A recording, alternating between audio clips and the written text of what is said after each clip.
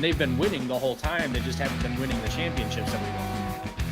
I mean, Michigan was never a bad team except for maybe 2017 and 2020. Okay, this is really dumb. Why? Maybe it's not dumb. That at the end of this, the NCAA is going to have more egg on their face than Michigan is. If you're between 19 and 23 years old and people are throwing millions of dollars at you, that's got to mess with your head. That might be a pipe dream. That might be a pipe dream. I'm just thinking because it might be, but it would be a lot of fun. That would be sweet. How long has this segment gone on? Like 40 minutes? Welcome to the Big Ten Team Rivalry Show. This is how things go around here, and you know that because you've seen the show before. All 691 subscribers, by the way, thank you for that. How many people are going to tune in for the Michigan-Ohio State game now, knowing that the loser of this game can still make the playoffs? I just heard the screams of all of my brain cells die. Well, actually, hold up, maybe. Because we're going to get to this. We'll get to this when we talk more about the spring game. Hey, we have this tradition here that we ask all of our guests, of which you are the first. So it's not a long-standing tradition. All right, well, I do want to be respectful of time. I told Ted we do. We're having so much fun. We're having so much fun. It's interesting because he said that the goal of the NCAA at this point is to just not get sued anymore. Yeah, even after these last 3 years, we still represent hard. I mean, you got to rep your team, right? You know? Oh, yeah. Oh, yeah. But the problem was that they weren't pulling in like Ohio State level recruiting classes, and this is a huge concern. But then Harbaugh goes and wins a national championship with a bunch of 3 stars, a handful of 4 stars, and then a couple of 5 stars. Because I mean, Michigan really couldn't throw the ball at all because Chop Robinson's pass rush was just insane. I mean, that guy was awesome. He was everywhere, and he was giving Carson Barnhart all sorts of issues, and that's actually why Jerome Moore pivoted in-game to running 30 bajillion some odd times in a row. Between Tom Osborne and Solich, they had like 30 years of just destroying everybody. Yes. Yeah. And now it's legal? I'm sorry. Was Jim Harbaugh like the biggest college football revolutionary ever? I'll tell you this. No one willingly lives in Ohio. Case in point, Garrison here. My dear friend. No comment. Jim Harbaugh has just introduced a brand new era of college football. Kalen DeBoer, in order to keep up with Nick Saban, all DeBoer has to do is win 6 national championships in 17 years to match Nick Saban. Thank you. Beautiful. It was very nice. I really appreciate it. I could tell you wrote with, like, from the heart. Like, Oh, absolutely. It really meant something to you, and I can appreciate that. I really appreciate you appreciating how much I appreciate this because it meant a lot to me. I appreciate that. Mac, take us out. This is the Big Ten Team Rivalry Show. Good night, everybody, and thanks for joining with us. Joining us, not with us. We're already here.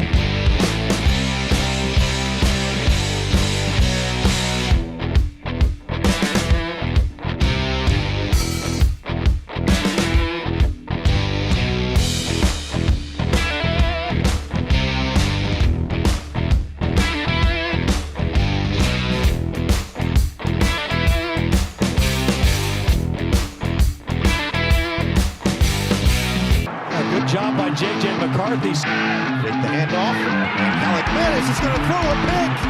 They give it to Corum. Up back. Corum. Touchdown, Wolverine. Ruben Wilson does it again. Corum finds some daylight. He's got some speed and some blocker. Outside. Turns the corner. Blake Corum down the sideline. Looking over the middle. Caught. Touchdown, Wolverine. McCarthy extends the play. Now he uses legs. McCarthy at first down. I am just over here hitting buttons like crazy, trying to keep up. Good evening, everybody. It is week 2 of college football. Can you believe it? It's a lot of fun around here. We enjoy doing that. The big story this week is, of course, football. This is the Pigskin Showdown week 2. What was that?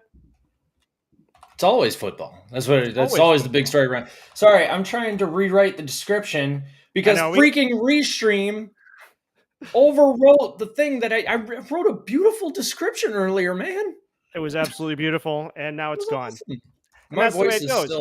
My voice is still half gone from the Fresno State game. We're going to talk about that. That ref sucked. I had a voice going into the fourth quarter, and then after that roughing the passer call, my voice was gone. I started yelling and screaming.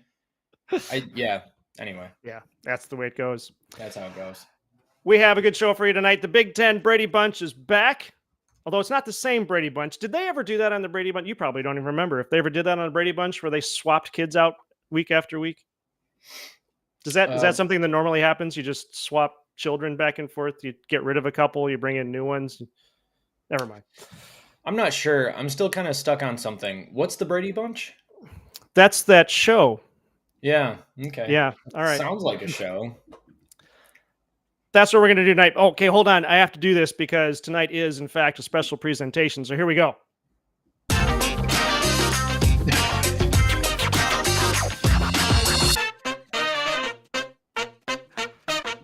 And now, a special presentation from the Big Ten Team Rivalry Show. Isn't that beautiful?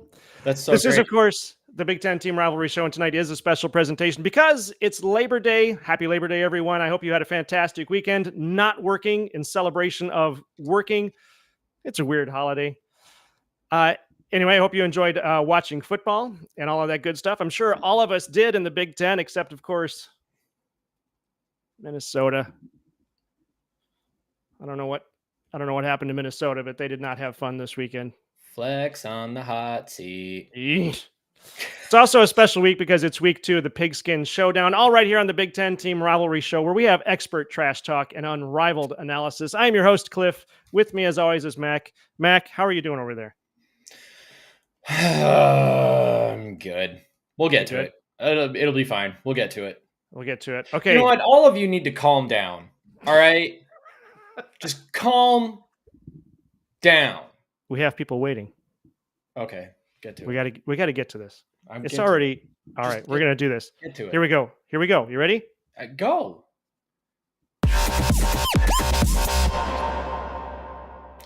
Okay, that's awesome. I'm just having fun making these things now. These are awesome. Okay, so as I said, our Big Ten Brady Bunch is back, and we are going to bring them on right now. And this guy, you've seen him around here before. We have Garrison from the Scarlet and Blue Show. Garrison, how are you doing? I'm doing fine, man. Yourself? I am doing well. Why don't you tell everybody where they can find you on all the socials? Of course, you can find us at Scarlet and Blue Show here on YouTube, X, Facebook, Instagram. Also, my buddy who's not here, Bryce R. Sack on X also. And we're live on Tuesdays and Thursdays, and on other days you can find us on here. Nice. We were supposed to meet up with Bryce at the game, and I just found out a little bit ago why we lost contact with him. Apparently, he was hanging out with the Harbaughs. Yeah, what the heck? I saw that. Yep. I guess if you have to get ditched for somebody, it's good to get ditched by somebody who is on a much higher level. No, and I'm still kind of heated he didn't give me that extra ticket, but it's okay. It's okay. Oh, man. I'm really glad you weren't there. That's all I'm going to say. I would have made Although maybe you would have tweeted less. I don't know. I was looking at my guess. Sorry. Okay, all right. Our next guest is, this guy, you love him. You've seen him all over the place. He is the voice of Michigan football at the Voice of College Football. John D'Adamo, how are you doing? Hey, everybody. I could see what you guys were doing on your Labor Day weekend with all those videos and everything you're making. Yeah, we have fun doing that. Those are cool. He has fun doing it. I don't do that. I don't touch that. You don't do the graphics. I get I it. don't do You're the more the graphics. color. You're the color guy. I'm Mac the color is guy. Mac is the producer. He's always telling me what to fix in the videos. I know how it is. Well, I hope everybody had a great Labor Day. And you can find me at John Diatomo on Twix, as Moose likes to call it. Tuesdays, 8 p.m. Eastern, Michigan Wolverines live at the Michigan Channel, Voice of College Football. This week we've got Matt Miller from the Texas Channel stopping by so we can preview the Texas game. Nice. And I also do the Saturday night Michigan, or Saturday whenever, Michigan post game live after the game. So follow along with us over there. It's a great time, and we're trying to beat Ohio State. Sorry, we're trying to beat Ohio State and the Voice of College Football channel. So hit that subscribe button over there. We're about 510 away, so we're getting there. All right. Yeah, I remember when you guys hit 7,000 not too long ago. Now you're encroaching on 8,000. That's pretty awesome. That's wild. That's awesome. Our next guest is new to the channel. You haven't seen him around here before, but you have seen him around Voice of College Football. We have Jackson Johnson, who is the Alabama football voice of college, Alabama voice of college football voice. You're the voice over there at Alabama. Yeah. Jackson, tell us about yourself. Yep. Well, every Monday afternoon, you can see me on Crimson Tide Live with Johnny Burtz as we bring you the latest news and notes on the Alabama Crimson Tide, including today's edition where we had on Steve Helwig from Underdog Dynasty and Hustle Belt to give us his take on South Florida heading into Tuscaloosa this Saturday. And we had a little guest appearance from Christian Ballard for Ballard Sports Media. And, we're looking to get Alabama at the Voice of College Football to 3,000 subs. And we're looking to get the SEC channel to 2,000 subs. Let's help get it there. And you can also check me out on Jackson Johnson 979 on YouTube, where I'm 134 subs away from that magic number 500. And you can check me out on Jackson VOCFB, shortened for Voice College Football, on X, where I give my takes and updates here and there. And you can check me out on Instagram and Threads on Jackson Johnson 543908. Nice. He's everywhere. He's Dude, everywhere, man. Yeah. That was epic. That was professional. Man, if I had all those accounts, I'd be like, I think I have an Instagram. I can't remember. I don't even remember what my handle is on X half the time. Oh, there it is. I've got it on the thing here. That's what it is. Well, it's my job to make sure I can remember everything as much as possible. Wow. Yeah. I could not handle that pressure. I don't even know why we have a channel, honestly, sometimes. Well, I mean, I've always heard that nothing worth having is easy. So that's the saying I live by. True. Well, that's absolutely true. Yeah, that's definitely true. All right. Well, let's get into some football then. I'm going to bring up the slide. There we go. So we are in week 2 of the Pigskin Showdown. And what we're going to do here tonight is, as we hit we've got five or six games I want to go through, and then the bonus round will be Maryland MSU, because I think Maryland really showed us a side of them we haven't seen before. So I'd be interested if we get to that. We'll talk to that one. That'll be at the end. The first game we're going to get to is Penn State versus Bowling Green. So this past weekend, and I cannot see that enough. This past weekend, Penn State played. I wish I could see this. I'm sorry. Give me 1 second here, guys. We need Jeopardy. Yeah, we do. You know what? Let's do this. All right, here we go.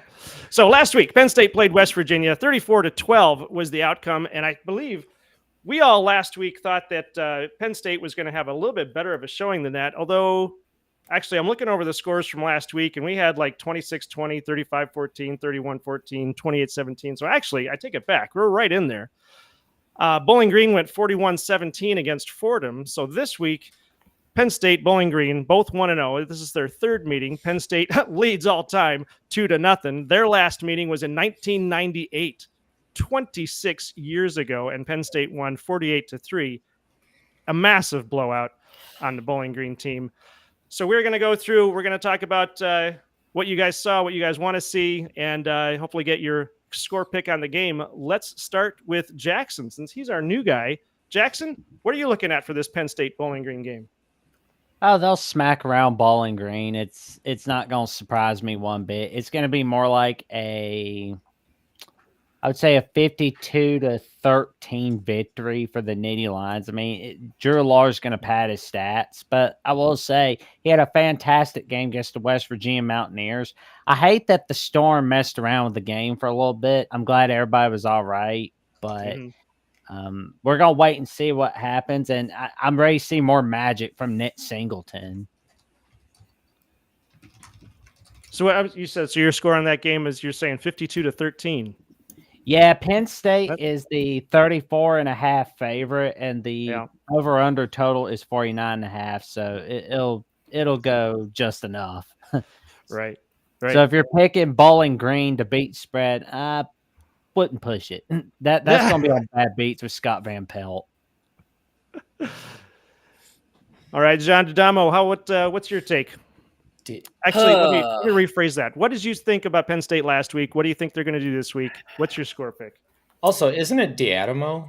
Didn't you said Yes. You said that? Yeah, it's D'Adamo. Yeah. Yes. What did I say? D'Adamo. Oh, I didn't even. I'm sorry. Didn't even pay attention. It's fine. Okay, good. So look, I mean, James Franklin, as we know, he's really good against teams not named Michigan or not named Ohio State. Maybe one of the most overrated coaches that I know in the game right now. But he does win games like this. He wins games like West Virginia. He wins games like Bowling Green. And then every year drops the ones that actually matter. But because this is one that is in that other category, I think Penn State is going to easily take care of business. They have Tom Allen as the defensive coordinator. I thought that was actually a really good hire. He knows the Big Ten forward and backward, and I think focusing on just the defensive side of the ball, I think that's a good move versus being a head coach, which didn't really work out. So I think Penn State's gonna comfortably take care of business. You said it was, I'm seeing 35 Penn State's favored. So that's a tough one to take the over on, but I think you should take the over. I think Penn State's gonna stomp them, and so I would say I like that score prediction, but something like a 52-17 or a 52-10. That's what I'm thinking. 52-10. You know, one thing I heard you and TJ talking about, I guess I hadn't heard this phrase before, is calling it like a tune-up game. Yeah. I don't know. Maybe I guess that's just a new one to me. So does this qualify then as a tune-up game? Absolutely. Yeah. I mean, they did win Bowling Green did win a football game, so there is that. But no, I think Fordham isn't exactly a world beater opponent. So yeah, I would call this a tune-up game. All right. I want to point out too, I forgot to mention this earlier. Blue Wolverine, was that a dog? Sound effect all over tonight, everybody. We've got trains over at Mac's house. We've got dogs. I think that was at Garrison's. Yeah, it's Mel Golden Doodle. Aw, that's nice. All right. I should bring a cat in here and just have it go the whole time.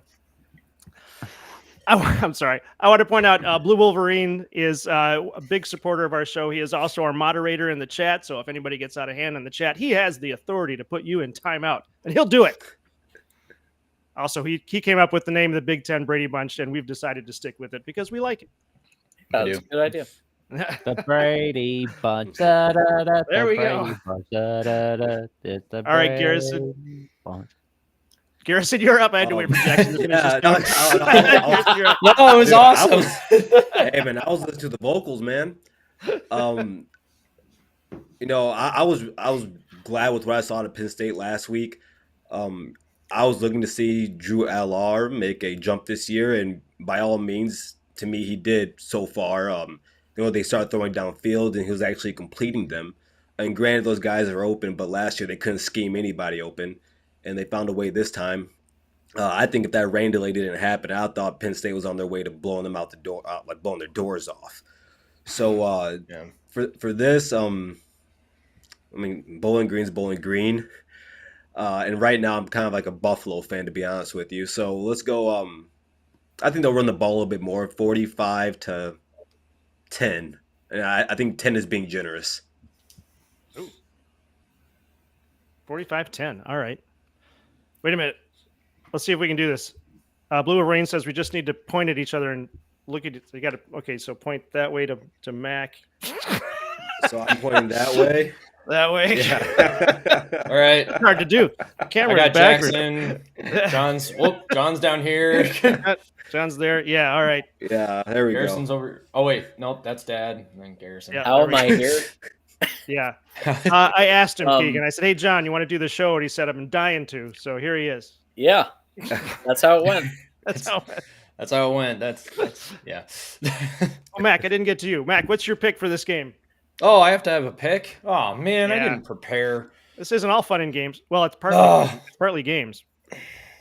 I think it's all games. Honestly, I wouldn't take us seriously at all. I'm not gonna lie. I was really hoping that Penn State would lose against West Virginia, not just because that I like it when other Big Ten teams lose for some reason, which I don't think that should be the case because obviously we're supposed to root for the conference, right? No. Right? Yeah. No. Yeah. No. No. No. Wait a minute. Hold on to that. Jackson, in the SEC, when Alabama's not playing, do you root for other SEC teams? It depends if I get a benefit out of it. Like, okay, that makes sense. That's what we do. Yep. Okay, so it's the That same was all over. All right. That was the correct answer. If they're either on Alabama's schedule, I want them to look better, or if I'm placing a bet on them. All right. Yep. All right. That's the correct answer. Yeah. Okay, Mac. Continue. Yeah, I'm not gonna lie. I wanted Penn State to lose. I always have this thing with Penn State where I'm like, you guys, I don't like you. I don't know why. I just don't. But I'm not gonna lie, they look good, and they were fun to watch. Even they looked that good, and it was honestly really exciting to see. I mean, Drew L.R. 11 for 17, 216 yards and 3 touchdowns. I mean, that is a far cry from what was going on last year. And they do say that the biggest jump in performance happens between year 1 and year 2. So it looks like he might be starting to hit his stride, and that's a big deal because I don't think West Virginia is necessarily like a pushover. I mean, it was on the road. West Virginia is in a power conference, right? Big 12 still, right? Yeah. Yeah. They got moved around, or no, they didn't move around. Okay, so I was excited to see that. I mean, Bowling Green, obviously, I don't like them because, they're MAC rivals with my Broncos. And I always like it when a bunch of MAC teams lose and Western Michigan can roll the table. So I'm hoping that Bowling Green will lose this game in spectacular fashion. And I think that they will. I think Penn State's going to win this. I think it's going to be 45-10. I think Penn State's going to go off somewhere in the second quarter, probably continue that into the third quarter, and we'll see reserves by the fourth. Fascinating. Okay, so Mac and Garrison both had Penn State 45, and John and Jackson both had Penn State at 52. So we'll see what happens on that one. Mm-hmm. Our next game, I'm trying to roll things along here. We got a little late. Iowa State at Iowa. So last week, Iowa played Illinois State and just destroyed them in un-Iowa-like fashion. Had a blowout of 40-0. Iowa State, who is also a good team, beat North Dakota. I don't know how good North Dakota is. 21-3. This is the Cy-Hawk rivalry. So they've been meeting for a long time. This is meeting 72. Iowa leads all time 49-21-1. So a fairly lopsided rivalry. Their last meeting was last year. Iowa won 20-13 at Iowa State. Mac, let's start with you. Let's go the other way around. What have you got for Iowa State at Iowa? Actually, what did you think of Iowa scoring 40 points? Yeah, how about that? Tim Lester, where was that at Western? I mean, well, actually, I shouldn't say that. Tim Lester, his offenses were fine at Western. It was the defenses that struggled. But luckily for him, I think Phil Parker's the defensive coordinator at Iowa. He's still doing really well, and Iowa's always going to have a good defense, it seems like. So, and Kirk Ferentz is back for this game. I expect Iowa to continue rolling. I don't know if it's going to be in the 40s per se. They might dial it back a little bit or maybe come down to earth a little bit. But hey, I mean, Cade McNamara actually looked like a competent quarterback in that game for a little while. That was great to see. I think it's going to be Iowa. I think it's going to be a 35-10 situation. I don't think there's really anything that remarkable about Iowa State this year. But I mean, they have surprised in past games. It's just they've surprised in past games when Iowa hasn't fielded a competent offense, which it looks like they might have this season. So, yeah, I think 35-10. 35-10. All right. Yeah, I forgot to mention. So they scored 40 points without Kirk Ferentz. So is Kirk Ferentz the reason that Iowa doesn't usually score many points? It is entirely possible, yeah. And actually, I maybe I should change that prediction then, because Ferentz is going to be never mind. It's going to be 14-10 Iowa. Wait a minute, you had 35-10. You changing it? I've got you down for 35-10. I already wrote it in pen. You wrote it down. What's your call? Okay, all right. No, I mean, I'm looking at this here, and I mean, Iowa State last week, I mean, yeah, they won 21-3, not that impressive. Their leading rusher had 36 rush yards. And, I mean, for all the things we've talked about Iowa's offense over the past few years, that's a championship-level defense they have, and it looks like they have it again. If Cade McNamara is looking like that, and I've never been the biggest Cade McNamara fan for obvious reasons, but can't believe we lost to that guy. But if he looks like that, I think this is another blowout. They probably don't score 40 points, but I'm somewhere around 30 to man. I'll give the Hawks 9 points, because I believe if you can't run the ball, you're not getting to the end zone. So, all right. Ooh, John, hey, real quick. Right. What? So I guess Boston College and Florida State are playing tonight. I didn't actually realize. Oh yeah, tonight. Boston College not is even in the watching lead 7-0. That's what I'm doing. Is like keeping an eye on it. Boston College scored again. It's 14-0, and Boston College currently has the ball second and goal at the Florida State 13. So they're about to go up 21-0. I can't wait to see what the top 25 that actually makes sense is going to be tomorrow on the Voice College Football. That's going to be fun. And I'm going to be honest. And the number 55 team in the country is Florida State. The number 55 team right here at the Voice College Football. Is there any team or any fan base in the country right now that is as miserable as Florida State fans? I mean, talk about having high expectations coming into the season. All I heard the off season was they're going to leave the ACC. That's all we heard was all that. And I heard they're coming to the Big Ten. If that's the case, please come. I love W's. You are more than welcome in the Big Ten as long as you keep Mike Norvell as your coach. There you go. And DJ. I just got to know where the future of the Florida State-Miami rivalry is if that happens, because I know Florida will be okay. I'm just like, please Miami will come with them. Wasn't that the thing? Sorry, I'm getting off on a tangent now. John, your prediction? Yeah. John, you're up. So in previous years, this matchup is usually decided by 3 points. Iowa normally wins it. They've won 47 all time, and Iowa State's won 23. And usually, if Iowa State does win, they're winning, by 3 points, or something like that. So last year it was 7. It was a 20-13 victory. And that's with, somebody who basically should have never been an offensive coordinator, was the offensive coordinator at Iowa at the time, Brian Ferentz. He finally got fired, deservedly so. And Lester has come in there, and I've got to their credit, one of the things that you see right away is a massive, massive increase in pre-snap motion. So I believe it was something like 5 to 6% pre-snap motion before, and now it's 60%. So that's something that Lester has done immediately to modernize the offense. I think Iowa's going to win now that they actually have like a competent offense. I think they're going to win. I think they're going to win by a couple of touchdowns. They're favored by 3, but I think they're going to win by like 14. I think they're going to.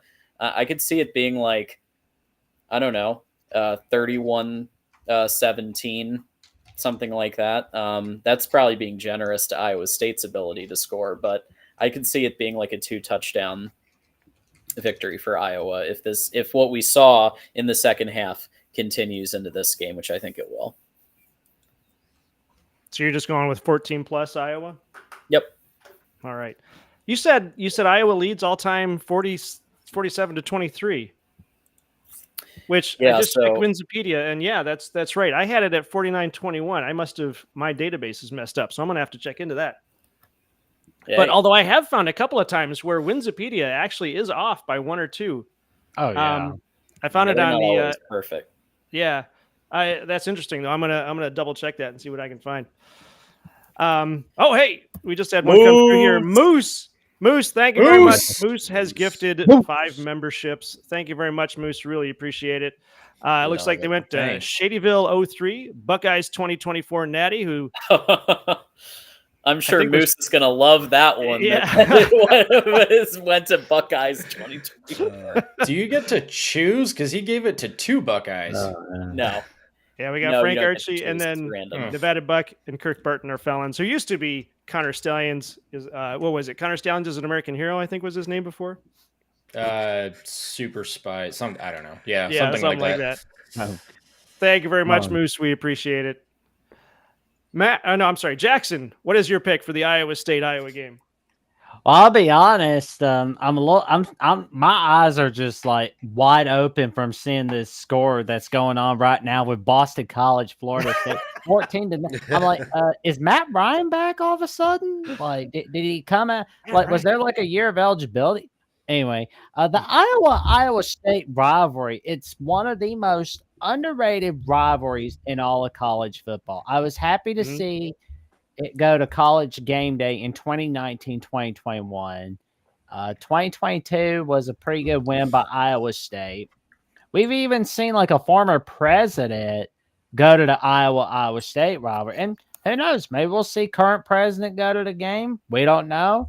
I mean, kind of like how we saw like Nixon going over to Texas, Arkansas and awarding the winner of that game the best team in college football. Although I doubt, President's going to be awarding Iowa State to be the best team in college football. That's not happening. But yeah, everybody talked about Iowa's offense.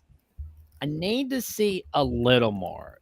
I need to see at least 4 or 5 weeks more before I could say, yeah, this offense looks good. It's nothing personal against them, but you scored 40 points against Illinois State. It was the same thing last year. Week 1, 41 points against Utah State. It's like, oh my God, they scored 40 points. Like, yeah, but Brian Ferentz still OC. Brian Ferentz is not OC, fortunately. He's at Maryland, living off his daddy's name. So, but as for Iowa State, I think I'm curious to see what they can bring out in 2024. I think they can bring out some good vibes. They can pull off an upset, although I don't think it's going to be in Kinnick Stadium. It's going to be like a Iowa 21-17 victory. 21-17. All right. Yeah. No love for that Iowa offense. Come on. They were elite last week. Yeah, but that's against Illinois State, good buddy. Don't throw the cart in before the horse. Dude, my cart lives before my horse. All right. I have never not had a horse and thought, man, I really need to keep my cart behind the horse because that's just where it belongs. No, the cart is always in front of the horse. Is week 1, not week 11. And by the way, get back to what John said about Brian Ferentz. If you look at any 2024 version of a dictionary, right by nepotism, you will see his face. Oh, right there. We made a video about that. Remember that? Yep. We made a video. Literally, you can look up on our channel right now. Yeah. N is for nepotism, the Brian Ferentz story. I'll have to go And watch that. I gotta watch that. How about cut in- you have to score 25 points to keep your job, and it's not even 25 offensive points. It's just 25 points. So the defense can score all the points, and he could have still kept his job, crazy. and they weren't even able to, he wasn't even able to cobble 25 points together. So so they had to fire him. Yeah. It's like your dad saying, "Son, if you get all C's, I'll take you to Disney World. Just get all C's." That's it. That's what it was. That's exactly what it was. That's all it was. And he comes back with the F. Like, I was like, I mean, I He didn't tried. even get minus or nothing. Like, good grief. That's amazing. I was going to say, in that video, we cut in the clip of from The Office of Michael Scott spanking his nephew, saying, "You're going to learn to be more professional." Also, That Moose was is just good. going crazy out there. He's You gifting get a membership and everywhere. You get a membership. Wow. Nice. Everybody's getting memberships now. Wayne Russell, There P. you go. Maximus, George McLaughlin. P. Maximus is cool. I'm glad P. Maximus got one. He's a big supporter of the channel. Yeah. George Well, McLaughlin, are you related to Seth? Who is this? What? I just want to know if George is related to our center, Seth McLaughlin, who, by the way, had perfect snaps all game. Nice. Oh, and Keegan and Tom Bouchard got one too. Also big supporters of Michigan football at the Voice College Football. So that's awesome. That's sweet. Thanks, guys, for hanging out, for one. I mean, that's just amazing. But also, Moose, you're a madman. It's awesome. We I love it. Keegan. Thank Keegan's our joke writer. Yeah.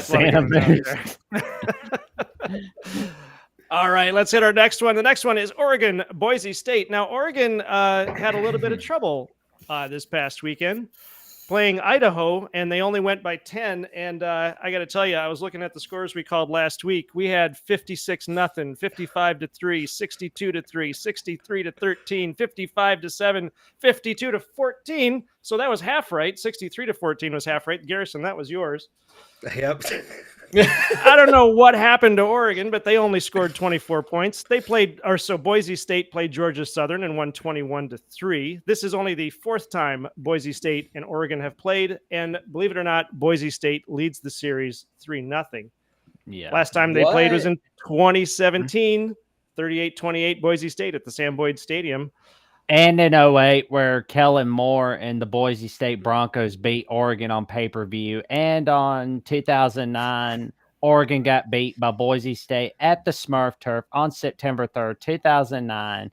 And when the game was over, LeGarrette Blount was throwing a punch at one of the Boise State guys. That was a great jab. Oh, I remember that. Yeah. Oh, jeez. LeGarrette Blount, man. All right, we're going to go back around the other way. He was mad as a cottonmouth that night. We're going back around the other way. Jackson, what is your call for the Boise State at Oregon game? Well, I don't think Ashton Genty is going to get a huge rushing night against Oregon on Saturday night on Peacock. It's on Big Ten Network. My bad. Yeah. But I want to see him have a great night. I'll be pulling for him all night. But I think it's going to be Dylan Gabriel and the Oregon Donald Ducks with a 42-24 victory. Ooh, all right. We're going for the high numbers again. Yep. That didn't work out so well last week. That's all I'm saying. Yeah, but it's week 1, not week 11. All right. John, what do you got? Okay. So Oregon had one of those weeks, I think, against Idaho where maybe they got a little high on their own supply. But we do have to remember one thing.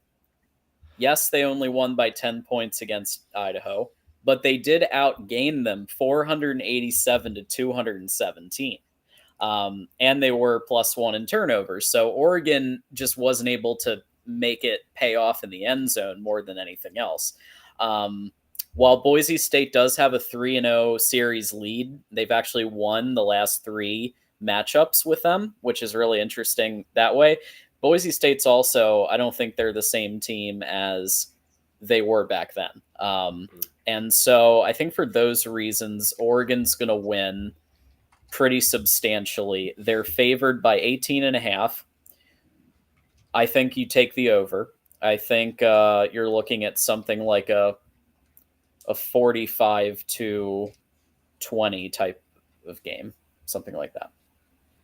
All right, real close to Jackson then. Garrison, what do you actually?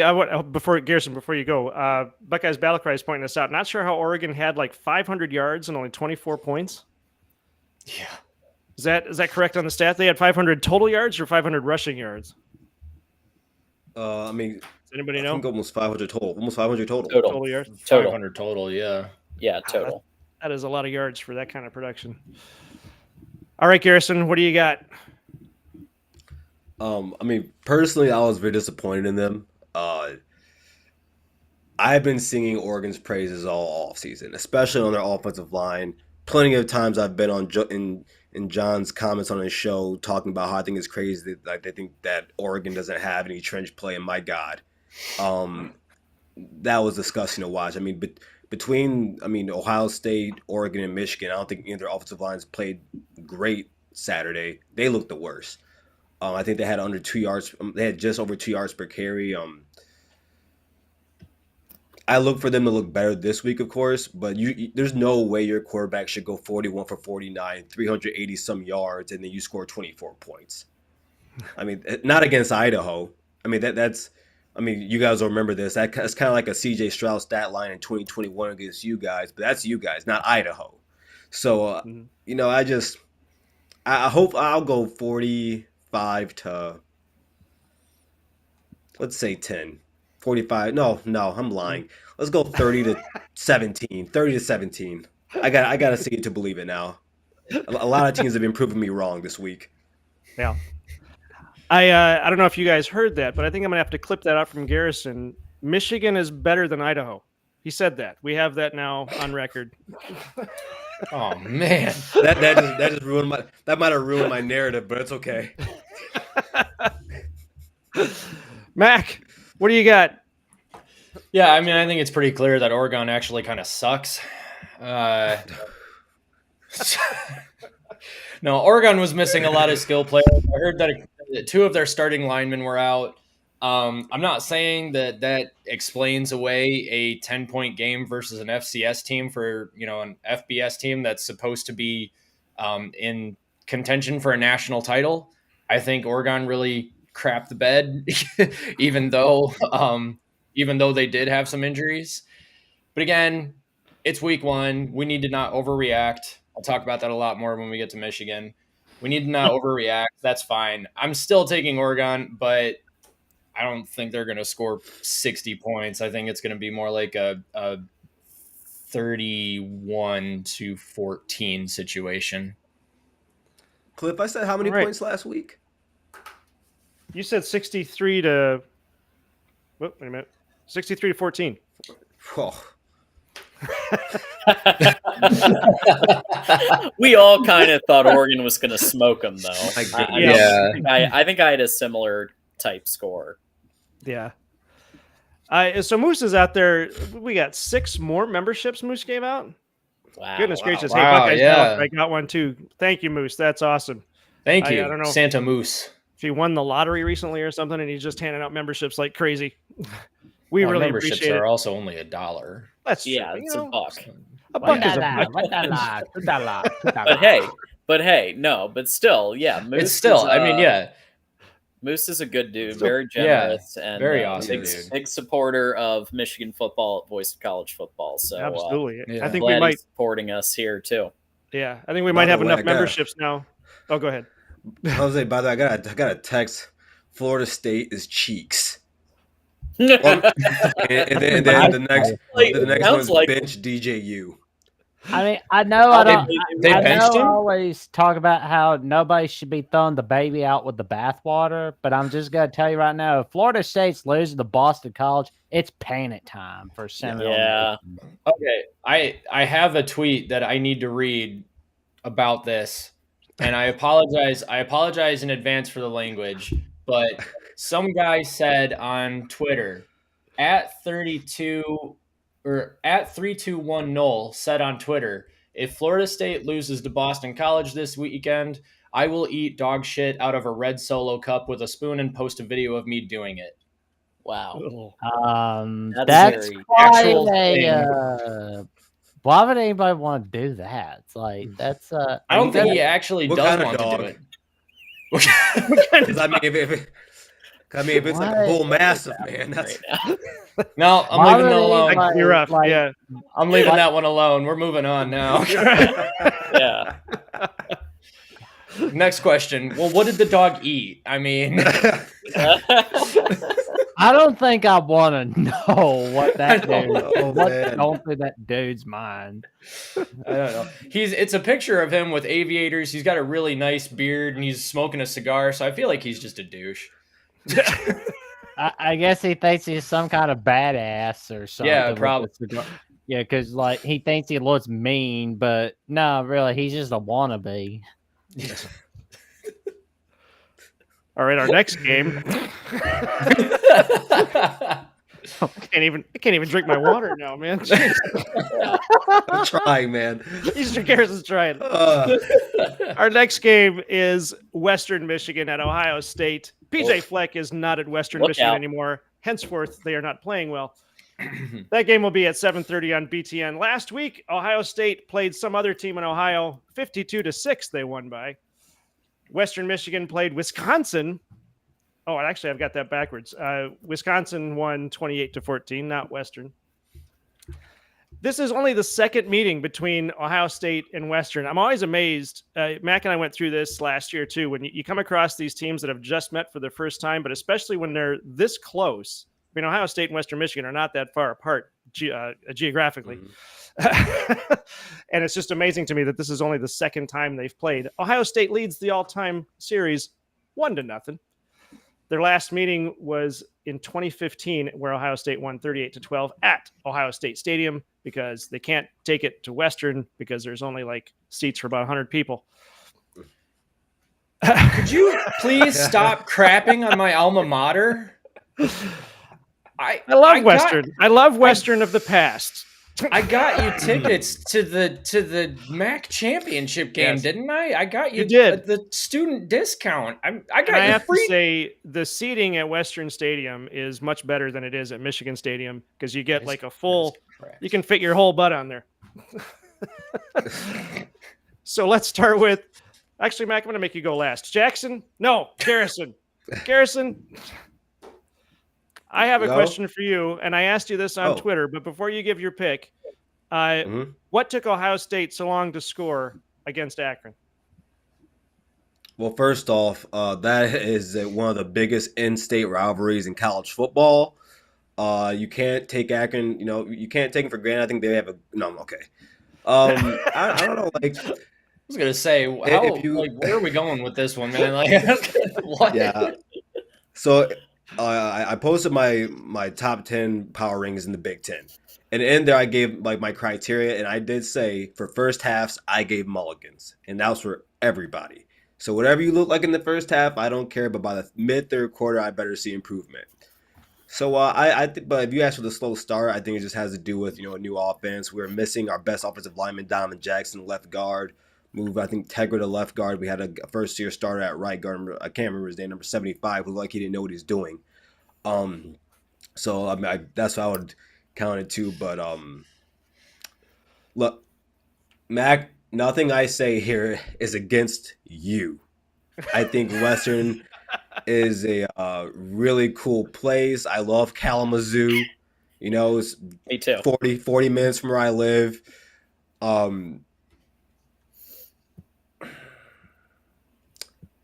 Parties are great. Oh man, they're awesome. But I mean, I personally just want to see our offensive line look better. I want to see more continuity between them. I want to see us look healthy.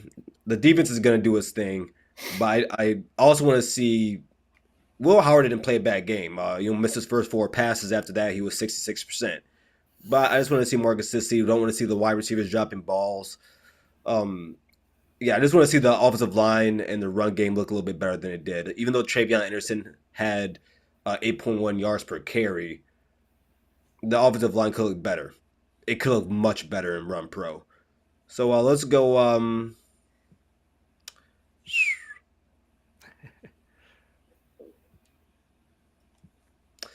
For my guy Mac, I'm gonna say 50-10.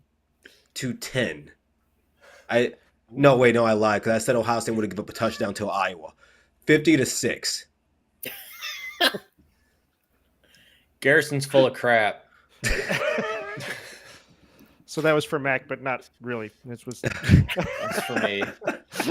That was for me. That's beautiful. Thanks, Garrison. And I'm sorry, and Western has the second best jerseys in the state of Michigan behind Grand Valley State. So I'll give you guys that. And yes, that was a shot, John. Mac. Yeah, I take that. I don't know how to feel about that. On the one hand, I'm like, sweet, thanks. The Mason Blues are so iconic. I like the all blues. The all blues are the way to go. I love those. I actually big game blues. Yeah. Big game blues. Yeah. All right, I'm going to go over to John. What's your call for this game? Yeah. So I'm gonna say that Ohio State looked better than I thought it would. I'm willing to cop to that. Even though it was against Akron, I still think they were able to pull it together in the, once he got past the initial, like, figuring it out, new quarterback, new pieces all over the place. That's always going to take time. And I say that because we're going to be talking about the Michigan game in a little bit. But I think Ohio State's going to win, but I don't think it's going to be the over on this one. So they're favored by 38.5 right now against Western Michigan. I think they're going to win by like 30. So I'm going to say like 40, 42 to 10. I'm gonna say 42-10. That 42-10. Yeah. Can I change my score real quick? I'm gonna come down a bit. I already wrote it in pen. I didn't like Mac change his score. Doggone it. All right. Forget it. But I thought. Whoa, Garrison, watch the language, buddy. Holy. No, I thought John made a good point about the score being less. I thought that Ryan Day might force feed the run game to get it going. But yeah, that was. I think they actually might score less than 50. But yeah. All right. Hey, Jackson just got a membership. Nice. Ew. Jackson, wait a minute. Let's see. Mac, did you go? No, you haven't gone yet. I'm gonna have Mac go, and then Jackson gets to be our disinterested third party to finish that one out. So Mac, go ahead. What do you got? You told me I had to go last. No, you get to go now, and then Jackson goes last. All right. Well, I think it's pretty clear who the superior team is. I mean, obviously it's Western. I can't finish that sentence. That's too crazy. Go ahead. Look, all right. Look, I stayed up until after midnight to watch Western Michigan take Wisconsin to the fourth quarter. That game came down to the wire. Was I shocked? Yes. Was I sad when Western Michigan blew it with 3 minutes left? Yes, of course I was. Do I think that they're going to be able to hang with Ohio State? No.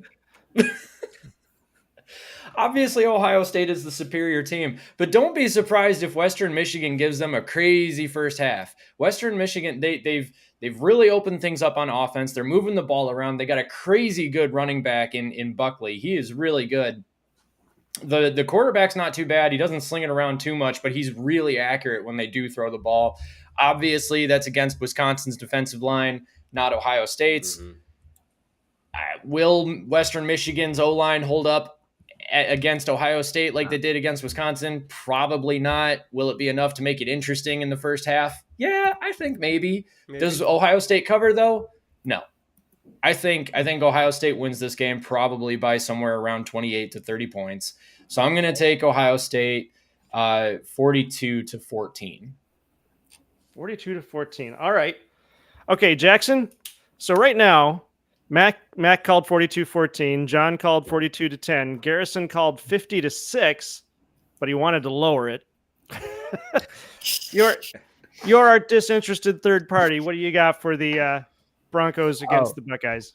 Well, I'm going to say it's going to be a 52-10 victory for the Buckeyes. Ooh, going all the way. All right. Why? I just got to feel like Ohio State's going to run up the score on Western Michigan. Oh, Ryan Day is good for that. He is. Yeah.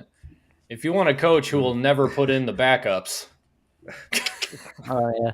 Oh, sorry, I got off air a little bit. I was just making sure I was writing some banking stuff down for buying the membership. I'll be honest. I was surprised Devin Brown got in at all last game. I thought they were going to pad the stats for the Will Howard Heisman run. He's about to lose his QB2 spot. He's about to lose it. And by the way, Mac, you remember a quarterback named John Wasink? Yes. Yes. South Christian quarterback from Bryce and I's high school. Really? Yep. We actually went cool. Remember back when they played USC and actually almost won that game? Yeah, we were there to watch him play. But yeah, he's the best player from my high school ever. Oh, that's amazing. Yeah, I remember watching that game. I thought it was really cool. I don't know why this is the only thing I remember from that game, because Western did kind of give them a bit of a fit there for a bit. But USC had a blind kicker come out and kick a field goal. I kind of thought that was awesome. I don't know. Actually, oh yeah, Jake Olsen. I remember the story on him from College Game Day when I was a little boy, where he was on the Rose Bowl as the guest picker. Yeah. So I don't know if it's his actual Twitter account that tweeted this the other day, but apparently there was a blackout of ESPN during the USC LSU game last night. DirecTV just stopped serving it. I saw that. Yeah. I think it's that kicker. Hopefully it's his account because it was hilarious, but he tweeted that he couldn't watch the USC game and it wasn't because he was blind. Remind me again why people are still buying DirecTV. I thought this was 2024, not 2004. That's a great question. A little trivia question for you, Mac. Yeah. Who did John Wasink beat out for the QB1 position at Western Michigan? Oh, crap. I can't remember. Joe Flacco's little brother. Yeah. I remember now. Yep. Oh, yeah. Joe Flacco went to Delaware. Yeah, that's right. Yeah, but I think his little brother transferred out of Western, too, if I'm not mistaken. Because of my boy. Because of Wasink. Yeah, okay. All right, we're going to move out to the West Coast. I like how we were talking Ohio State, Western Michigan, and we spent most of the time talking about Western Michigan. That warms the cockles of my heart. Yeah. I just love that. Well, what did Garrison? Was it you? You must have posted on Twitter today that about everybody's giving flack to Ohio State because they didn't score fast enough, or they didn't look as good, even though they scored 52 points last weekend. Yeah, and I don't think I'd be betting on Ohio State Akron, but that's just me now. Yeah. Like they sound like people that are betting on it. Yep. Well, what I was thinking about that, I put it on Twitter, is that it's with Ohio State, like I've said, they've set the bar so high that anything under that bar is underwhelming. Mm-hmm. I mean, the same thing happens at any team that scores enough or does well enough. If you don't keep doing at that level, I think this is part of what we'll get into at the Michigan game is Michigan doesn't look like they did against Washington in the national championship, and all of a sudden it's time to everybody start panicking. But before we get to that, and nobody looks perfect in week 0 or week 1. Right. Right. Especially Florida State. Oh God. I mean, Florida State's looking both terrible. Yeah. All right, what? Go ahead. They're looking terrible. It's 3rd 15. Are they gonna get it? Let me see. You know they're not. Oh, they were just a bit outside. It's 4th and 1. Ouch. All right, let's go out to the West Coast. We've got Utah State playing Southern California, USC, the University of Spoiled Children. Yesterday, USC beat LSU 27-20, which was an upset. Utah State beat Robert Morris 36-14. This is the 7th meeting between Utah State and South Carolina. USC leads all time 6-0. They have never lost to Utah State. Last time they played was 8 years ago 9 years ago, 2016, 45-7 USC at the LA Coliseum. Jackson, what's your call for this game? I think Miller Moss is going to be throwing for 457 yards against Utah State, and he's going to be getting 4 to 5 touchdowns.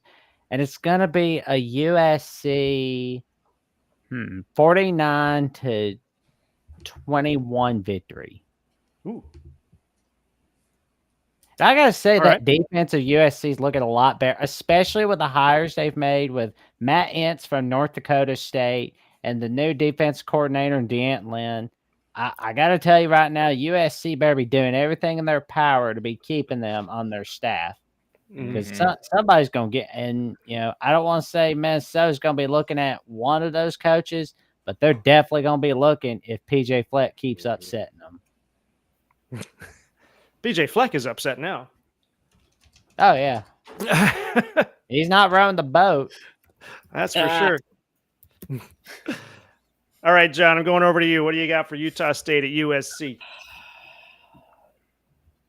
Just like Iowa with an offense is scary, USC with a defense is also scary. Last night we saw, and this is something that it reminded me of when Michigan finally fired that stubborn POS after how many years, and they hire Mike McDonald, and then the defense immediately changes around. It reminded me of that with D'Anton Lynn, and even the system's very similar because he runs kind of the Ravens type system also. It was automatic. It was better immediately, and combined with Miller Moss and what he's doing, USC is favored by 28.5. I think it's gonna be the over, and I'm gonna say 50, 52 to 20. 52 to 20. All right, Garrison, let's go to you. I'm right around where John is. I had to take a lot of flack from USC fans today over the last 2 days now. I said that they were going to be Nebraska, like what Nebraska's been for the last 10 years. I thought that their defense was going to get ran through. I think on your guys' show, I said when you guys play them, they should put an explicit logo on the bottom of the screen while they watch that game. And I think USC with a defense is scary. They're not elite, but they're good. They bend, don't break. I'm around like 50. Let's say 50 to 20. 50 to 20. All right, cool. Mac, what do you got? Yeah, I mean, I definitely have to eat some crow with what I said about USC's defense. That's for sure. I mean, last week we were saying like, oh, Deanton Lynn.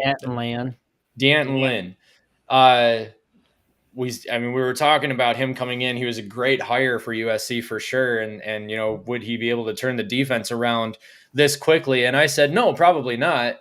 But here we are. They've got a win over LSU. Now, Brian Kelly can find extraordinarily unique ways to blow a game. That's for sure. But I mean, still, it was a good win. And USC actually looked like they were, a competent defense and they could actually tackle. It was kind of interesting. And I'm not going to lie, I found myself kind of pulling for them by the end. I don't know why. Maybe it's because they're newbies to the Big Ten. I was just like, oh, that's nice. They're doing well. I don't know. This particular game, it's not going to be close. I actually think it's going to be a bit worse than what you guys are all saying. I think it's going to be USC 50 to 10. Wow. I'm thinking. Yeah. Well, I mean, USC, it was pretty fun watching them last night. And, a buddy of mine who's a Notre Dame fan, he wanted to see USC win against LSU, even though he's not usually pulled for USC. He just wants to see Brian Kelly lose. Yeah. Yeah, I mean, I get that. And that stupid little fist pound that he had during his press conference, that was so staged. That felt so fake. Well, I guess Brian Kelly's gonna do a little cool dance, like he's Yeah. he knows what the 20-year-olds want. I will not slander the man that gave me great GVSU years when I was a kid. I will not slander him. Brian Kelly? To. Oh yeah, I grew up watching it when he was coaching at Grand Valley State, the best D2 program of all time. yeah. I was going to those games, watching him win championships, so I refuse to slander him. Well, Okay. and I do I'm biased. I did like that 2009 Cincinnati Pittsburgh game where it was like where Cincinnati won the Big East for 6 straight years, and we heard the Sean McDonough puberty voice when the game-winning touchdown came from Cincinnati. We went, touchdown, Cincinnati! That's right up there with the muffed punt, Michigan versus Michigan State in 2015, when Sean McDonough was calling that game. I mean, his voice just... You had to bring that up. Oh, come on. It's funny now. We're nearly 10 years out. We're over it. I remember. Everyone remembers where they were when that happened. Oh, I know. I was in my room. Just but there's 09 Michigan, Notre Dame, 09 Virginia Tech, Nebraska, where Tyrod Taylor's making those huge throws. And he scores. In 2015, BYU, Nebraska, Mitch Matthews. I like him too. Like I don't make fun of him to be rude. Like I think he's a good commentator. I enjoy listening to him. I'm surprised he hasn't gone back to CBS or gotten the top job at NBC, to be honest with you, because I mean he would be fantastic, kind of like Gus Johnson at Fox, Brad Nessler at CBS. He'd be great at NBC. Yeah. Wait, are we supposed to be talking about USC? Oh, yeah. I think we're all done. We got it. Oh, did we? Oh, okay, good. It's fine. Although I gotta do this now. So Tom Bouchard has gifted a membership, but apparently we don't have enough people with receive memberships turned on. So I'm gonna say, Doreen, right now, if you go and turn on receive memberships, you could get a membership from Tom Bouchard, like right now. So hurry and get the membership. It's out there. It's just hanging out there. Yeah, we need to go on. Yeah, also, Tom, thank you very much for gifting the membership. You guys have been awesome tonight. This is great. Yeah, Tom and Moose coming in clutch. Love it. Oh, yeah. Thanks, guys. All right. The game, at least some of us have been dreading and some of us have been looking forward to. Texas at Michigan. So believe it or not, this is only the second meeting between Texas and Michigan. Texas leads all time 1-0. The last time these guys played was in 2005 at the 2005 Rose Bowl, 38-37 Texas. One lousy point. And that's when Lloyd Carr was coaching. So Michigan was pretty good then. Let's see. Last week, Michigan played, I think, Fresno State or something, and they won 30-10, but nobody cares. Texas won against Utah State 52-0. So just Colorado destroying. State. Oh, Colorado State. I forget. Okay, yep. Sorry about that. Yeah, somebody Colorado on State. Twitter, somebody on Ats last week was saying that Michigan Fresno State was like Auburn Utah State from 2011. I gotta say that take made 0 sense to me, because Michigan Fresno State was close, but it wasn't close. It wasn't like it took a game-winning touchdown in the final seconds of the game to beat a Utah State team. Like, good grief. Right. It's like, I didn't understand that tape, but oh well for that person that posted it. Now, I will promo a video we have coming out tomorrow. Mac and I did record a video talking about some of the stats for the Michigan-Fresno State game and how it compares to what Michigan did last year. That will be on Michigan Football at the Voice of College Football tomorrow morning at 9 a.m., so look for that. Right now, we're going to talk about this is going to be a tough game because as it stands, the rankings should come out tomorrow. But right now, Texas is number 4, Michigan is number 9. I'm assuming that'll change tomorrow. If not, 4-9. What chance does Michigan have against Texas? Do they have any chance at all? Let's start with Jackson. Oh yeah, I mean Michigan and Texas have a chance against one another. I mean, I've been flip flopping between this game, honestly. I mean, there's that Michigan defense; it's tenacious and it's scary as hell. I can tell you that right now. And Quinn Ewers knows how to win a big game, especially when healthy. I mean, we saw evidence of that, when Texas went against Alabama last year. And had Quinn Ewers been able to play the full game in 2022, they would have beaten our butts in Austin, Texas. And I know that Michigan's got a home winning streak, which dates back to 2021. So that's pretty huge. If anybody is a candidate to end it, I could see it be the Texas Longhorns. It would not surprise me. And I know that the running backs being out for the season before the season started has hurt Texas a little bit, but didn't seem to hurt them against Colorado State. So there's that. But if Michigan's going to win this game, they have to put a lot of pressure on Quinn Ewers. That's what they have to do, is put a tenacious amount of pressure. So, in conclusion, not gonna like this, Michigan Nation. Sorry in advance. Yep. Do what you have to do. Yep. I'm gonna go Texas 28-24, reluctantly. I can live with that. That's fine with me. But to be honest, I think we'll see like both these teams. I mean, they're looking like playoff teams, no doubt about it. They both look like they could get in. Mm-hmm. Yeah, because I mean, if it was like 4-team, then it's like, okay, this is gonna be deciding your fate in the playoffs, kind of like how Texas Bama did in a way. Jackson, did you say 28-24 or 28-14? 28-24. 28-24. All right. All right. It's gonna be a close one. All right. Okay, I'm trying to decide if I should go to a Michigan guy or an Ohio State guy. Let's see. Let's let Garrison have this. Garrison, what do you got? Well, first, let me say that I feel vindicated. Everything I said about this offense came true. I've been saying for the last 5 months and been called a madman for. I didn't expect it to look like that, though. I'm mostly surprised by the O-line. Even though I thought they would take a step back, I thought they would still be good. I do call Sharon Moore the best offensive line coach in the nation, which I think he still is. But I've also said I don't believe, to my co-host Bryce, I don't believe that this quarterback battle has anything to do with these guys or playing great in practice. I think it's that Alex Orji was given every single chance to win the job, but he can't because he can't complete a pass. Not consistently. And therefore, Davis Warren played a little bit better than him, but he's not the best choice. But he has to play.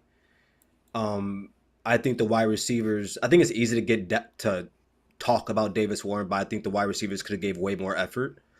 One guy I was watching was Giovanni O'Haldy. I think he has a chance to, next to Colson Loveland, I think he has a chance to be the second best player on that offense. I expect him to play much better than that. While I'm looking, I understand that Michigan has a great defense. I've seen Quinn Ewers against a great defense before, and that was in Alabama last year in Tuscaloosa. Tore them apart. Jair Hill, he's going to get better throughout the season. I'm giving Will Johnson a mulligan. He didn't have the pick six, but I'm giving him a mulligan for those 3.5 quarters that he played. Just like I did for JJ last year where he threw 3 picks. Unless it's an elite receiver, you will never see Will Johnson get beat like that consistently throughout a game.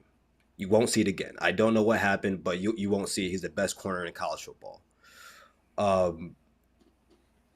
With that being said, I think the defense gets put on the field more than they need to be because the offense can't move the ball. Texas does have an elite offensive line. They probably won't be able to run the ball as well as they did on Colorado State. But even if, what Jackson says, send the blitz, you send those blitzes. You guys remember what Ohio State did to you when you send those linebackers, crossing routes right across the middle. Mm-hmm. I'm taking Texas 20, let's say 26-17. And I think they get a late touchdown that puts the game away because that defense will always have Michigan in the game. But I just until I see it with the offense, I don't know. I just don't know. Mm-hmm.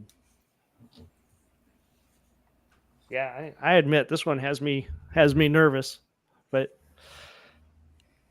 John, let's go to you. What do you got? Okay, so let's begin by addressing what happened last game. What happened last game is exactly what I predicted. I predicted a score. My prediction was 27-13. The actual score was actually a little bit better than that. Mm-hmm.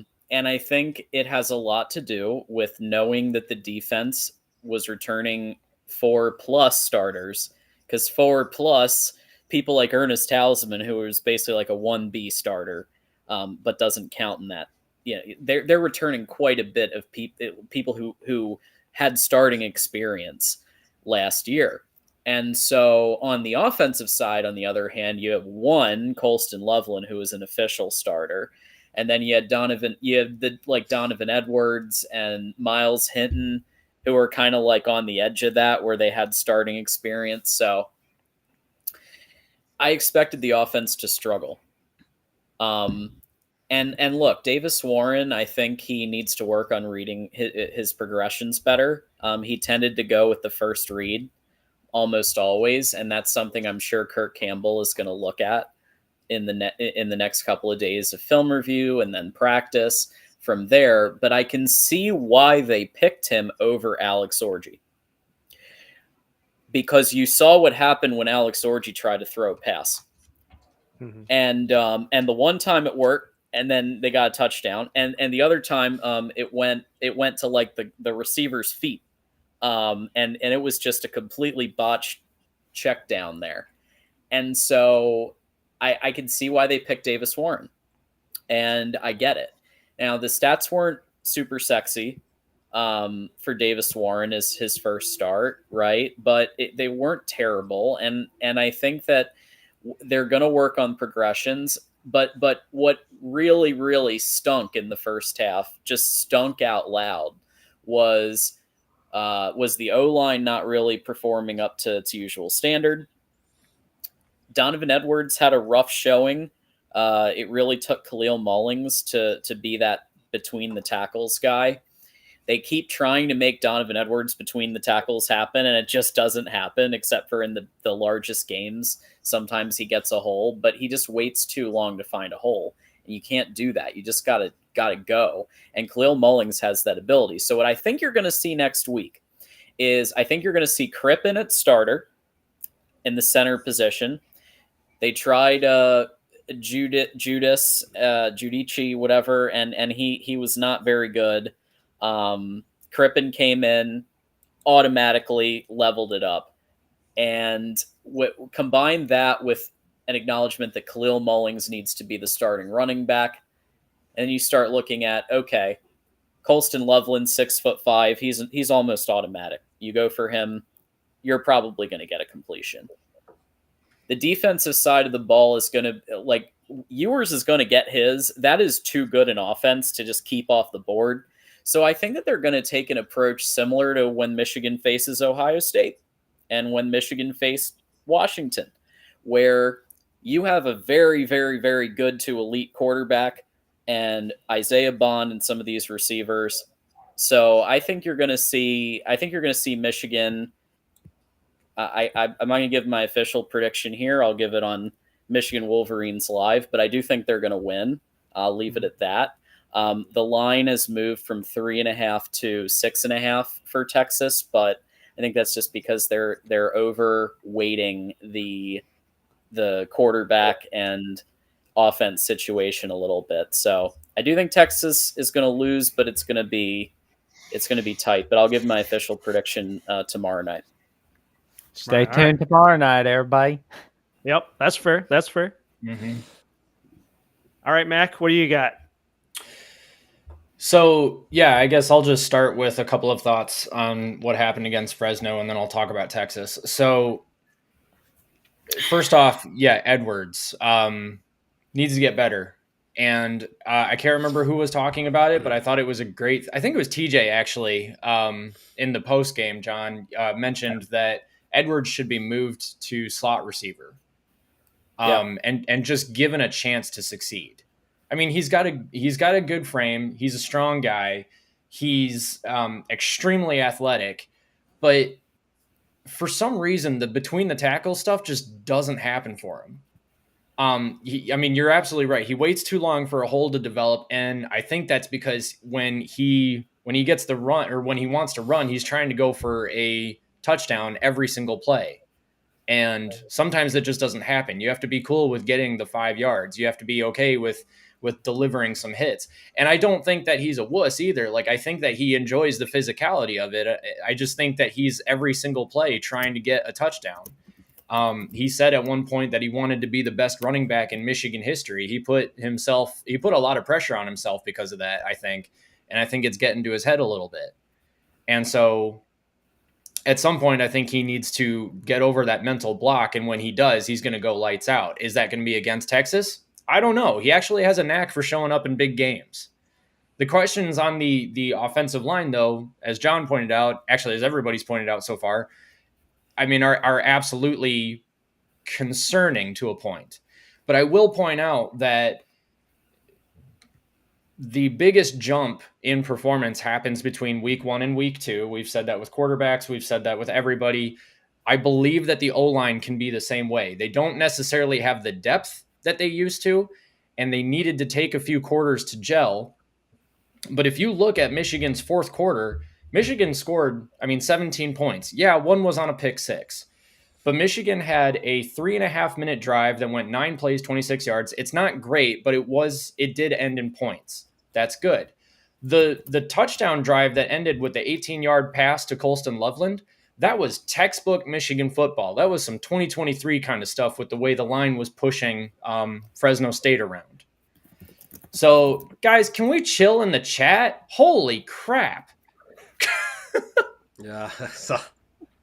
Goodness gracious, I'm getting distracted. I'm trying to talk football here, and people are talking about wife beaters and all that. Like, we need to stop here. Come on. I saw it in the side face. I must say one thing. That these people should not be talking about others timing people out, given what I've seen on their show. So I don't want to hear anything about timing people out, because I get timed out for saying hi. So I don't want to hear that. So, okay. In any case, Edwards needs to improve. Kalel Mulling seems to be the guy that wants to get like the 3, 4, 5 yard chunk plays. That sounds great. Colston Loveland, sure-handed as ever. Samaj Morgan, I don't understand the play calling that only ever threw to him when he was on the sides of the field. They were trying to stretch the field out rather than going deep. Maybe that's something to do with keeping the playbook closed, and they're gonna do better about that with Texas. I think that's kind of what we saw with that last drive. That last drive had more passes downfield, not very far downfield, but downfield. So I think they did open things up a little bit. I don't think that they expected to need to do that against Fresno, but they did it. The thing is, with Texas, they want to run the ball, but they've got some injuries with their running back room. And Michigan's really good at stopping the run. Michigan against the pass, though, against Fresno, wasn't so great. So that, I think, is going to be the key. If Michigan can get pressure on Ewers and force a few errant throws, then Michigan's in this game. Michigan's defense is going to keep Michigan in a lot of games. The real question, though, was the quarterback situation actually as bad as it seemed? Neither quarterback seemed to be great, although Davis Warren actually put up better stats than J.J. McCarthy did against Maryland last year. And if you watch our Voice of College Football video coming out tomorrow at 9 a.m., you'll understand that a little bit better.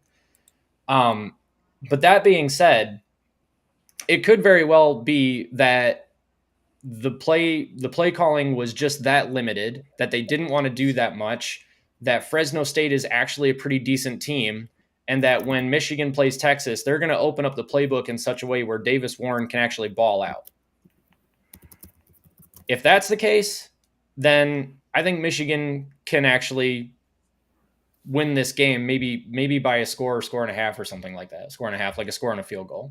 I think what actually is going to happen is Michigan's going to win this game, and it's going to be 21-17.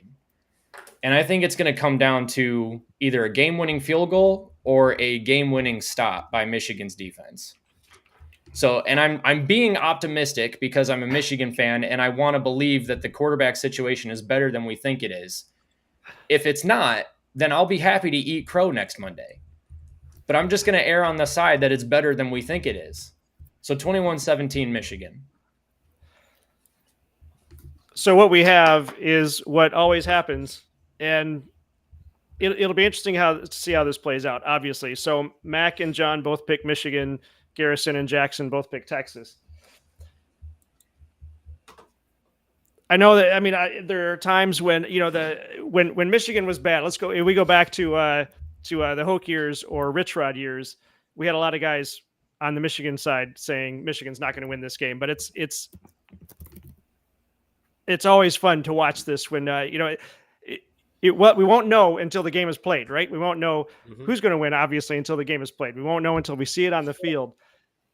But this is what I like is to see the optimism on the Michigan side, with John and Mac both picking Michigan. I love the optimism with Jackson and Garrison both picking Texas. You're still giving Michigan a shot, so obviously I appreciate that. Yeah, it'll be interesting. Buckeye Battlecry has this question here: will Texas be one-dimensional? Anybody want to take a shot at that? What do you think Texas will be doing on that side? I think exactly that.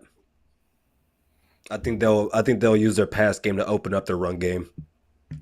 Yeah, they still have one decent running back, and two of them got injured, but they still have one.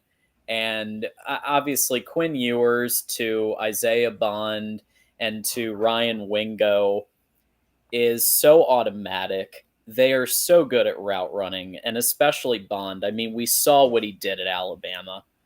Their offense, Michigan has to treat Texas's offense with the same level of respect as Michigan treated the Ohio State 2022 offense and the 2023 Washington offense. It's at that level of elite, like quarterback, wide receiver play, all of that's there. Running game not quite at the same level as their passing game, just like those other two examples, right? The passing game was better in all of those. So I think Wink will be ready. And you just have to expect that Texas is going to get theirs, and you got to score more. Mac, Jackson, what do you guys think? I'm hesitant to actually say that Texas is going to use the passing game to open up the running game. To me, if they were going to try and open up the running game and keep the playbook closed so that Michigan couldn't get an edge on them or couldn't scout them very well, then they would have done that against Colorado State. In Colorado State, their best running back was Jay Gibson. I don't know what his first name is. He had 10 carries for 67 yards and a touchdown. I mean, yeah, that's six and a half per carry for sure. And that's great. That's a good chunk, but they didn't run him that much. Quinn Ewers, on the other hand, had 27 passes, completed 20 of them for 260 yards and 3 touchdowns. That to me says that they were going to throw the ball all day long and not really try to do anything with the running game anyway. Plus, I'm looking at their drives. They don't have a single drive over 3.5 minutes until you get to the third, a single scoring drive over 3.5 minutes until you get to the third quarter. They have one drive for over 3.5 minutes. And then the fourth quarter, they had a drive go for 441. And that was an Arch Manning drive at that too. So they were moving fast. So that, again, to me is like that basketball on grass thing that we talk about. Like they're airing the ball out. They're throwing it all over the place. There's not really much here that says like, yeah, they're playing possession. They're running the clock. They're running the ball. Michigan, however, I mean, despite only scoring, the 30 points and 20, however many of those on offense, they had a 10-minute advantage in time of possession. So Michigan actually did a pretty decent job of holding on to the ball and bleeding the clock. I don't know. I mean, that actually is fairly promising to me then. Mm-hmm. All right, I just realized it's 9:27, and I told you guys we would be out at 9 o'clock. It is, yeah. Wow. That went fast. I know it's been great having you guys go around. Can we do this real quick? We just give who's going to win, Maryland or Michigan State on Saturday. Start with Jackson. Who do you got, Maryland or Michigan State? That's all you have to do is say Maryland or Michigan State. Maryland. John. Maryland. Garrison. He's thinking.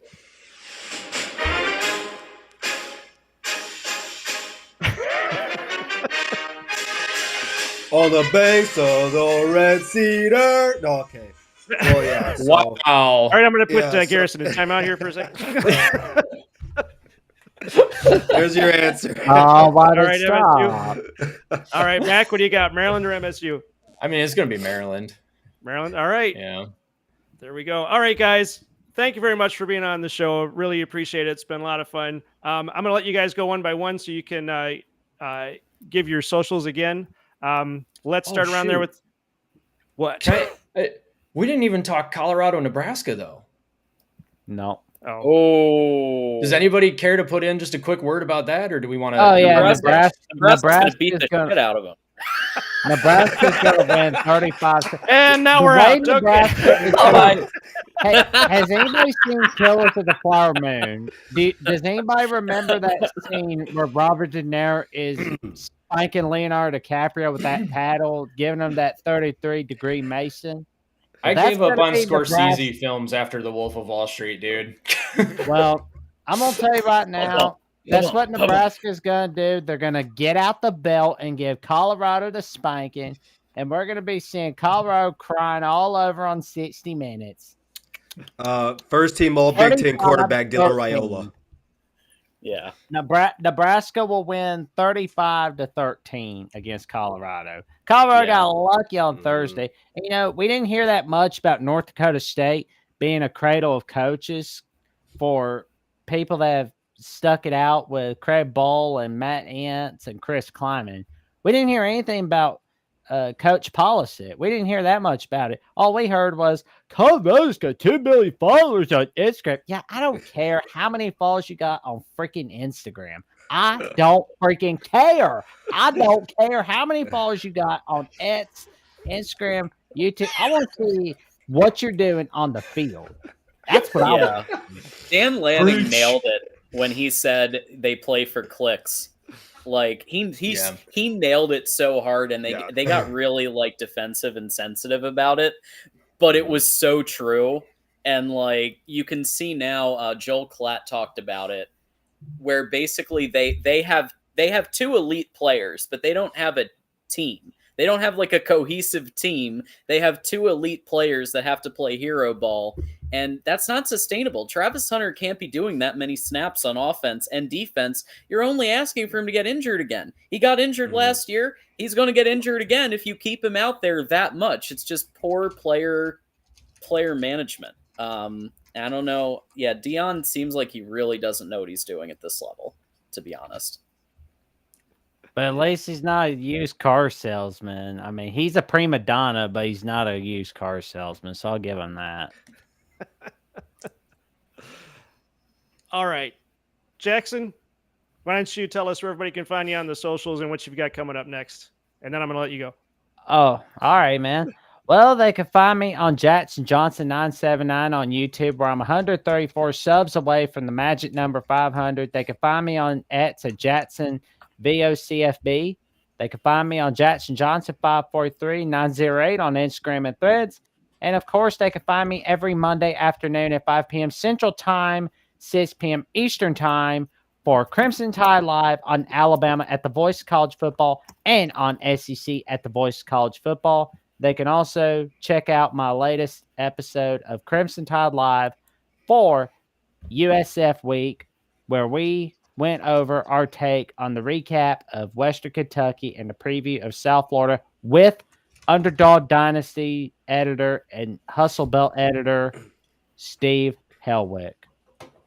And let me tell you something, folks. It was pretty fun, and we even had a little bit of fun from Christian Ballard from Ballard Sports Media. Awesome. Thank you very much, Jackson, for being on the show. Hope we can have you back real soon. Oh, thank you for having me on. It's Thanks, an honor man. hanging out with you guys. All right. You Take too, care. We'll man. see you soon, Appreciate man. it. Jackson. Double J. Real All right, quick, John. Go ahead. touchdown Boston College, 21-6.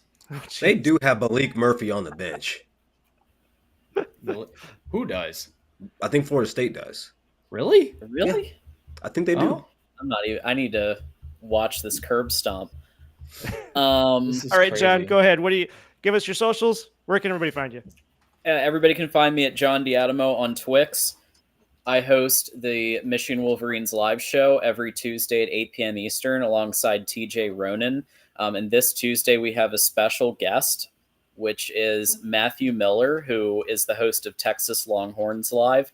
So obviously we're going to be doing the Texas preview, talking about kind of what we did today, but we will be giving our official predictions and diving more into it from the Texas perspective as well. I also host the Saturday post-game live show after the game, and this past one was lit. We went 3 hours, and and had, I mean, the response and the amount of people in there, we were just like thrilled. So it's really growing, and it's because of there's a lot of people in this chat that are part of it, and I really appreciate everybody who's come over to support these guys. Help these guys get to 1,000 subs, because once you get to 1,000 subs, then wonderful things happen. So in YouTube world, so go ahead and help them get there. Thank you very much, John. Really appreciate it. Thanks for being on the show, and I hope we'll have you back soon. Go yeah, thanks, man. Good, John. Go Blue. Good, John. All right, Garrison, it's all up to you. Yeah. Where can people find you? Again, you can find Bryce and I, my co-host, at Scarlet Blue Show on X, Facebook, Instagram, and on YouTube. We are currently trying to get to 400 subscribers, so please go ahead and go there, all you Ohio State and Wolverine fans and any other fan bases out there if you like to hear other content. For me personally, you can find me at Buckeye_Gaddy. That is Daddy with a G. And it's a great last name, man. Awesome. It's a great last name. That's awesome. But yeah, man. Thanks again, guys. Love being on here, guys. Love talking to you guys, and see you soon. And hopefully, next time I see you, maybe you guys win, and I won't have to lambast you guys. And also, you can catch Bryce and I on Tuesdays and Thursdays at 8 p.m. Eastern Standard Time, live on YouTube. Oh, did you mention the radio show? Oh yeah, man. I'm sorry. For anyone that's in the state of Michigan, Bryce and I are on Michigan Sports Radio, probably the biggest high school radio production in the Midwest. We call the South Christian High School football games every week. You can go online, tune in. Also, if there's any other schools you go to, you can also want to track. They're also on there with live scores. And they're also on radio also. So tune in there. You can hear us. Awesome. That's really cool. That's really cool you guys are doing that. Yeah, that's sweet. Yeah, man. Way the anchor. I don't know if you guys have seen our pictures when we were in high school, but have you seen them? Not the high school one, but I saw the radio one. We donned the Penn State jerseys. Yeah. Oh, no. Oh, yeah. All right. Yep. All right. We'll have to look for that. Right. Thank you, guys. Thank you. Thanks for being on the show. Thank you, We'll talk to you soon, man. All right. See ya. Bye. See ya. All right. That's going to do it for tonight. Mac, any closing thoughts? Florida State sucks. I'm really concerned about Danny Cannell's mental health. But that's about it. Whose mental health? Danny Cannell. Okay. From CBS Sports. He went to Florida State. Oh, right. Okay. Yeah. Let's wrap things up. Don't forget to check us out on the teamrivalry.com website, where you can now join us for the Pigskin Showdown. You go there, you can sign in, and then you can put your picks for all of the Big Ten games right there. And we have leaderboards to track people. This is kind of our beta test year for it. We started last week. It's not too late to get in on it because we have weekly leaderboards. Had a few bugs last week, got those worked out, so you can get on there now. Sign on, it's free. We don't get a lot of data, just your email, and then you make a username, and that's really all we're getting from you. It's going to be a lot of fun. It's fun to challenge each other with our scores. Also, as John Diadamo. I keep putting the emphasis on the wrong spot. Check them out on Michigan Football at the Voice of College Football. You heard what shows they've got coming up. They've got their live show tomorrow night. You can see our show, Point a Minute, tomorrow morning at 9 a.m. Plus lots more great content from TJ Ronan and Ferris Khan with Smash the Numbers.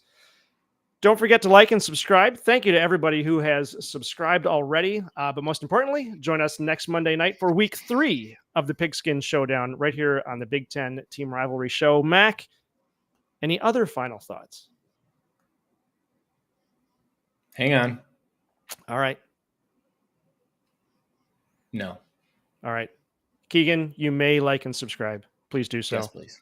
And while you're at it, get onto all of your friends' computers and log them in and like and subscribe for them. Because do that. That's just a nice thing to do, to get onto somebody else's computer and sign them up for things that they didn't ask for. Everybody loves that. So I'm sure you will be well received for doing that. Just don't let the FBI know. So... All right, let's go. That's going to do it for us, everybody. Have fun watching football. Have fun talking about football. And remember to be humble, be kind, be generous when you're talking to rival fans, because this is about having fun. We love football. We don't like getting mad at people. So have fun. Talk with your friends, talk with your family about football, and enjoy it. And the rivals. It's all good. Mac, take us out. First off, go Broncos. Beat Ohio State. Secondly, this is the Big Ten Team Rivalry Show. Good night, everybody.